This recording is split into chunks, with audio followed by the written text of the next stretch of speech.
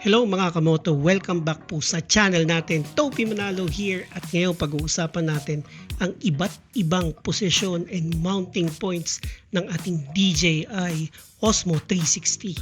Reminder lang guys, hindi po ito sponsored video. Ito ay sariling purchase natin and i-share ko rin sa inyo kung ano yung mga items and mounting tools na ginamit ko para ma-mount to. Sisimulan natin yung mga madadali lang na mounting point until dun sa mga medyo complicated na, kaya make sure na naka-standby kayo at tapusin nyo hanggang sa dulo. And of course, kung bago kayo dito sa channel natin, invite ko kayo na mag-subscribe para up-to-date kayo sa mga videos natin. Tara, let's start! First mount natin mga kamoto ay ang handlebar mount. Handlebar mount kasi nakalagay lang siya sa handlebar natin using this, the clamp mount. Kinakabit lang to sa handle, pwede sa gitna, pwede sa gilid, paala na kayo. It will give you a very simple setup, napakadali. Abot nyo yung camera, madaling mag-stop and record. Yun nga lang, medyo limited yung mga shots na makukuha nyo.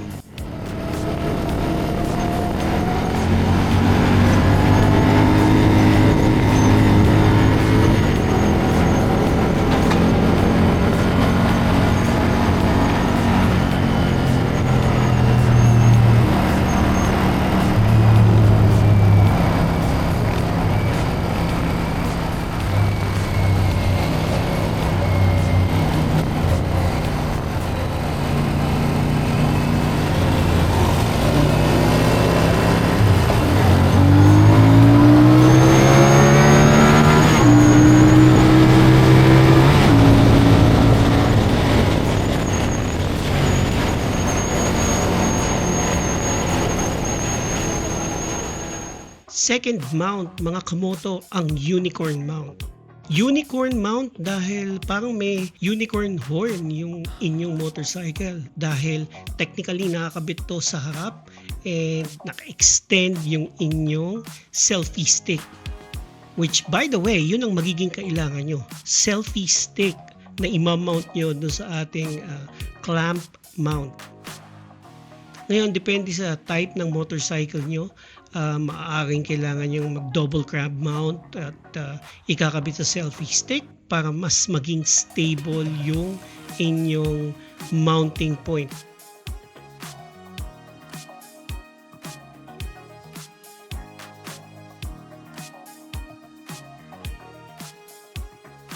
Ito lang talaga ang napansin ko na downside dito sa mounting point na to. Yan, nakikita nyo nakaprotrude siya sa harap, parang may sunga yung motorcycle niya. Pero all I can say is that it gives you a more versatile shot compared dun sa nauna nating mount.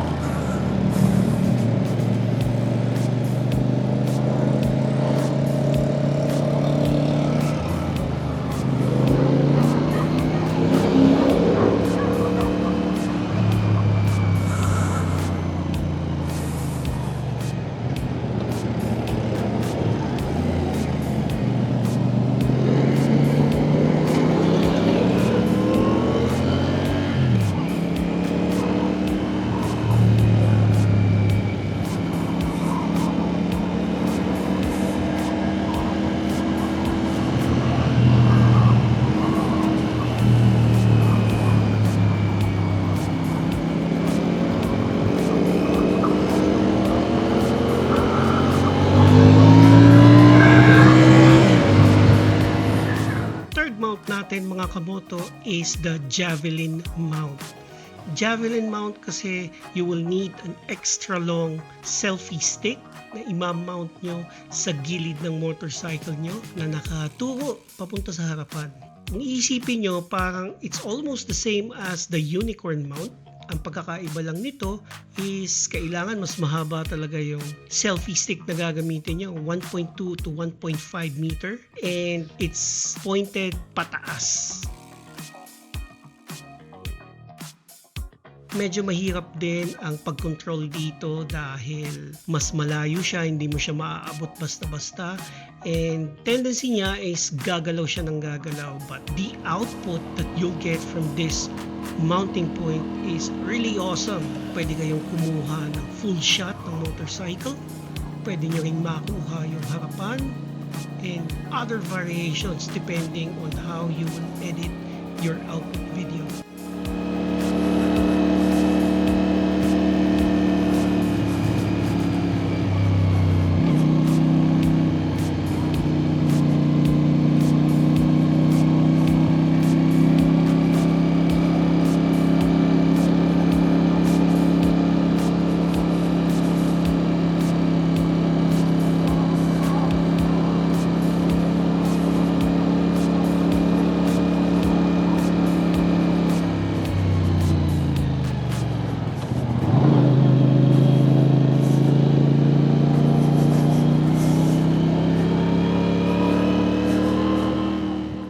Fourth mount natin mga kamoto is the follow mode, or better known as the GTA mount. GTA mount kasi ang galing yung shot na to or yung itsura nito dun sa sikat na game sa PlayStation, yung GTA. Ang setup nito is nasa likod ang ating selfie stick. It has to be at least 1.5 or 2 meters long, and it will give you this very awesome shot. Parang mayroong sumusunod sa inyo na cameraman or drone camera. The only limitation dito sa mounting na to is that nasa likod yung camera nyo. So you have to be sure na talagang secure siya. Otherwise, pag maluwag ang pagkakakabit nyo, there's a high tendency na malaglag yung camera from the mounting stick. Pero I have to say, this is one of the best output na makukuha nyo when it comes to motovlogging.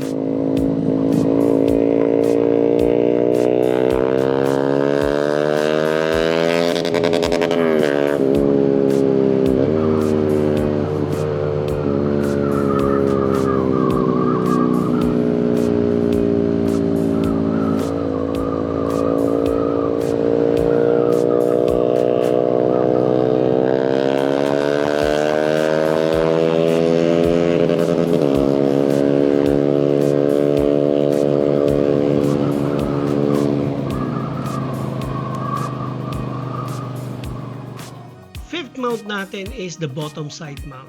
Ito ang gagamitin nyo is the same mount na ginamit natin sa handlebar mount. The only difference is that you have to put it on the side near the chain or the belt or sa clutch area. Sa akin nilagay ko sa pillion peg, and this is the output. Ideal tong mount na to dun sa mga nagta-track day or mga naka-sports bike kasi kitang-kita rito yung road and yung shifting ninyo. Also, you can adjust the shot in such a way na makikita na pag-banking nyo, kitang-kita yung pagsayad sa gilid. Ang gandang tignan. Prone siya sa laglag din. At saka yung mga object na maaaring tumalsik, maaaring tamaan yung camera nyo. So, you have to be cautious and very careful din.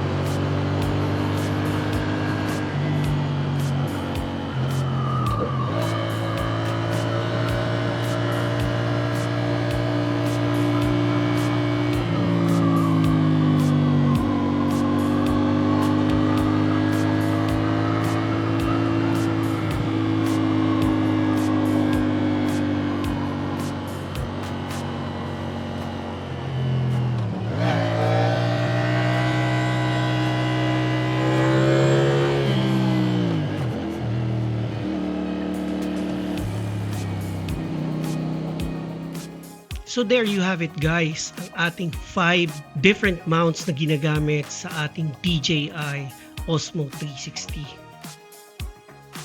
Ano ang pinakagusto ninyo? Sulat nyo sa comment section and tingnan natin kung alin ang mas pinakagusto ng karamihan.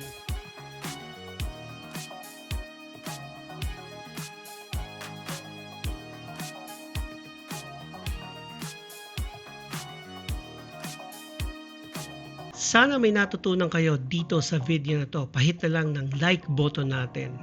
Also, kung bago kayo sa channel natin, I would like to invite you to please subscribe to my channel and hit the bell notification para up to date kayo sa mga videos natin. Maraming salamat nakakating kayo dito sa dulo ng video natin.